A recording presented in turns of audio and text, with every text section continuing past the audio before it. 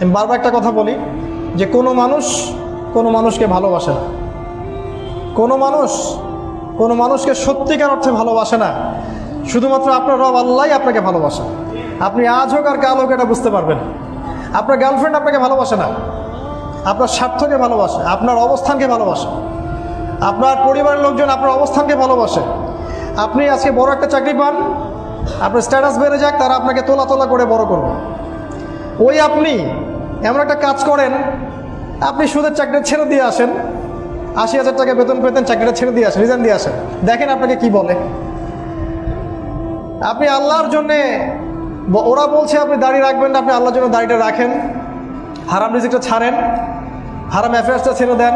আপনার বড় ব্যবসা আছে কিন্তু হারাম, আপনি ছেড়ে দিয়ে পরিবারবর্গের কাছে আসেন, বলেন যে আমি আল্লাহর জন্য হারাম ব্যবসা ছেড়ে দিচ্ছি, দেখেন আপনাকে ভালোবাসে কিনা। মানুষকে ভালোবাসে না, অনলি আল্লাহ আমাদের রব আমাদেরকে ভালোবাসা। তো আল্লাহর জন্য সব ছাড়ার মানসিকতাটা থাকতে হবে। আল্লাহই আমার সব, আল্লাহই আমার রব, আল্লাহর জন্যই আমার জীবন, আল্লাহর জন্যই আমার মৃত্যু। কেউ আমার সাথে নাই, কেউ আমার সাথে যাবেও না। তাই দুনিয়ার এই সংক্ষিপ্ত সময়টা এই মানুষগুলোকে খুশি করার জন্য ব্যয় করবেন না। আল্লাহকে খুশি করতে চান, আল্লাহর কাছে ফেয়ার থাকেন, আল্লাহ আপনাকে সম্মানিত করে দেবেন ইনশাআল্লাহ। আল্লাহ